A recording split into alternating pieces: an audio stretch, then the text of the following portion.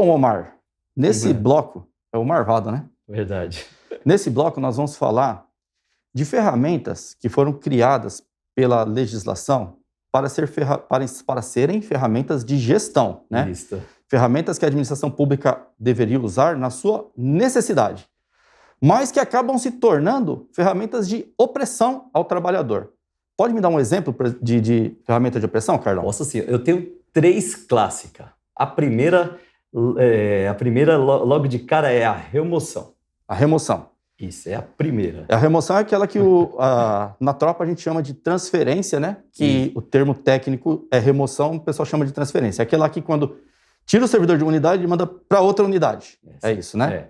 A segunda é parecida com a terceira, que a segunda é aquela mudança de horário. Sim. Aquela mudança de horário sutil, né? Que você passa das 6 para as 18. Aí das 18 às 6. Das 18 às 6, ou às vezes antigamente tinha alguns horários intercalados das 11 horas. Uhum. Agora não tem mais. A terceira é a mudança realmente de plantão. Diz que o plantão está desequilibrado. Pega do alfa, manda pro bravo. Isso. Manda pro outro dia. Nem para noite nem no mesmo dia geralmente é. Essas 3 são as mais clássicas. Mas tem uma outra, Carlão, que a gente não pode esquecer, que é a convocação no dia de folga. Essa daí. A convocação no dia de folga, ela é possível porque tem previsão legal. Mas ela é excepcional. Só vai chamar o camarada no dia de folga se não der para resolver no dia de serviço.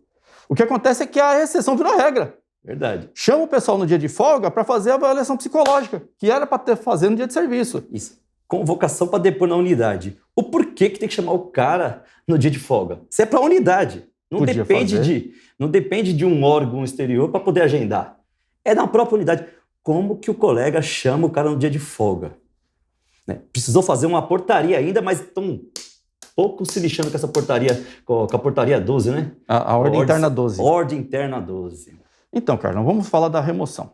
A remoção, ela é uma ferramenta de gestão. A prefeitura tem lá mais de 40 unidades da Guarda Civil Metropolitana. De repente acontece de uma unidade precisar de um efetivo, devido a alguma eventualidade, precisa de um efetivo maior, então precisa alocar mais profissionais naquela unidade e precisa tirar de outras. Isso é uma necessidade da administração. Quem é policial sabe que está sujeito a acontecer isso. O que não pode acontecer, malvado? O que não pode acontecer é você fazer um relatório para o chefe solicitando uniforme, né? Seu chefe solicita uniforme porque meu uniforme está rasgado. No dia seguinte você está em outra unidade, porque você pediu uniforme. Você não pode acontecer você fazer um relatório assim para o chefe dizendo assim, chefe, eu preciso de um EPI, um protetor solar, porque eu estou exposto ao sol, e no dia seguinte você está em outra unidade, né?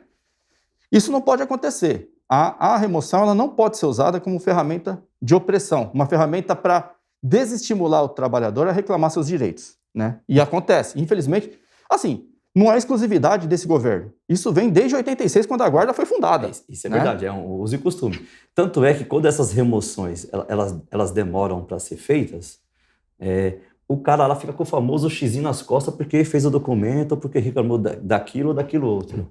Então a gente tem que tomar cuidado. Por isso que nós estamos elencando como uma das principais ferramentas de opressão. Então, a segunda e a terceira que você falou, mudança de horário ou mudança de plantão. O colega vai lá, faz um relatório.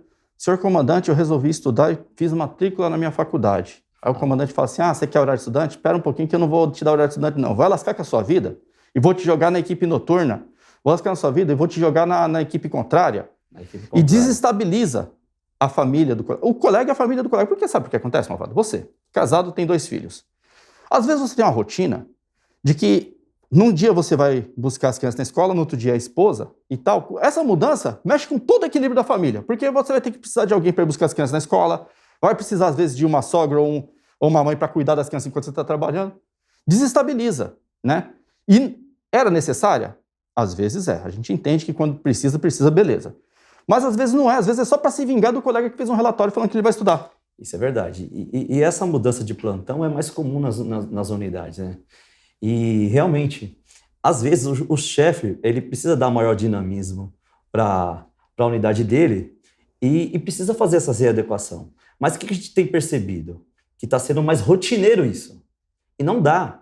Gente, se você tem um problema na sua unidade, às vezes não dá para ficar transferindo esse problema para outra unidade ou para outro plantão. Né? Você tem que entender qual que é a causa daquele problema e tentar achar uma solução mais adequada. Não ficar fazendo essas mudanças radicais. Justamente. E assim, a última, que é a convocação no dia de folga. Essa é terrível, cara. Convocar o colega no dia de folga, o colega perde a DEAC. Às vezes o colega tem um compromisso, perde o compromisso. Porque, assim, fora da guarda nós temos vida, nós temos família, a gente tem compromissos também. Então, às vezes você convoca o colega para o dia de folga. Se for o Tribunal de Justiça que chamou, beleza, não vou nem discutir. O Tribunal de Justiça tem lá a data de audiência deles, lá, não vou nem discutir.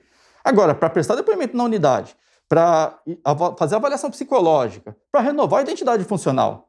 Poxa, por que não pode ser dia de serviço? Sabe? Até o efetivo noturno, dá para entender que durante o período noturno não tem expediente na unidade e tal, dá para entender chamar o colega do período noturno durante o dia, né? E aí o colega que trabalha à noite também já está ciente disso, ele fala, poxa, se a DIP está fechada à noite, não tem como eu ir lá à noite, na DIP. Então eu vou ter que ir durante o dia. Ele entende isso. Agora, o que ele não entende é, o inspetor que vai me ouvir no meu dia de folga, ele está aqui à noite também. Por que ele não me ouve no meu plantão? Sabe? Essas coisas... Gente, isso é ferramenta de gestão. A gente tem que mudar a Guarda Civil. Não é porque isso é feito lá desde 86 que a gente vai continuar fazendo. Não é porque o pai tirava água do poço que a gente vai continuar tirando. Tem que mudar, a gente tem que mudar a forma, usar a ferramenta de gestão para gestão. Então, para você ver, a administração pública, se ela está convocando o agente para o dia de folga, ela já analisou que esse prejuízo do cara sair um pouco antes do término da jornada tem que ficar para ele, que é mais forte, porque ele que precisou. Sim. Não pode ficar para o trabalhador. Sim. Então, gestor, se você viu lá uma necessidade, porque tem que ser necessário, se você viu que essa necessidade, se caso você tiver que dispensar ele antes do término da jornada, a qual ele foi convocada, é a administração pública que tem que ficar com esse prejuízo, não somos nós, trabalhador. Porque você fez a avaliação, não deu para ouvir ele no dia de serviço. Então é você que tem que ficar com esse prejuízo, você que convocou ele. Agora, se você não quer que o cara saia mais cedo da jornada, não convoque ele no dia de folga. Se você não acha que é uma benécia o cara ir lá ficar 3 horas e você tem que colocar as 12 horas, não convoca. Porque se você tem que justificar esse ato administrativo, por que eu convoquei ele para ele ter essa benécia? Então pega ele, chama ele para depor no seu dia de serviço. Qual que é a dificuldade disso? Então, Mavalo, mas aí, você falando nisso, você me lembrou de uma loira do banheiro. Existe uma loira do banheiro que é o tal do onerar cofres públicos. Mas se eu tirar o guarda da viatura para ouvir ele aqui, eu estou onerando os cofres públicos. Deixa eu falar uma coisa para você, cidadão. Tudo onera os cofres públicos. Tudo. O seu salário onera os cofres públicos. O meu salário onera os cofres públicos. O que a prefeitura gasta de lápis para a escola onera os cofres públicos. O que existe é onerar os cofres públicos licitamente e onerar os cofres públicos ilicitamente. Se o que você faz tem respaldo jurídico, é lícito onerar os cofres públicos, até mesmo porque tudo tem um custo. Chamar no dia de folga tem um custo também, meu amigo. É 1,5% do valor que ele recebe no dia de trabalho normal. Ele vai tirar folga. Exatamente. E não vai ser uma folga só, vai ser 1,5, né? Se você chamar 2 vezes, ele tira 3 folgas.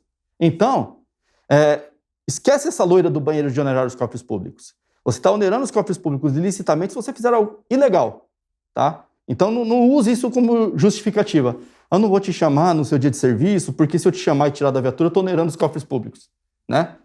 Não dá, gente. E dentro dessas ferramentas de opressão, existe ferramenta de gestão que ajuda a evitar esse tipo de assédio moral, vamos assim dizer. Existem várias ferramentas que possibilitam você, gestor, a controlar essa demanda de serviço, né, para poder resolver os seus problemas internos. Né? Nós aqui, junto com o governo, criamos ferramentas para você falar assim, eu não posso atender essa demanda porque eu preciso atender essa demanda interna e você vai justificar dentro com normas. E eu poderia elencar algumas legislações aqui que eu acho que se a gente for elencar vai deixar esse programa muito grande.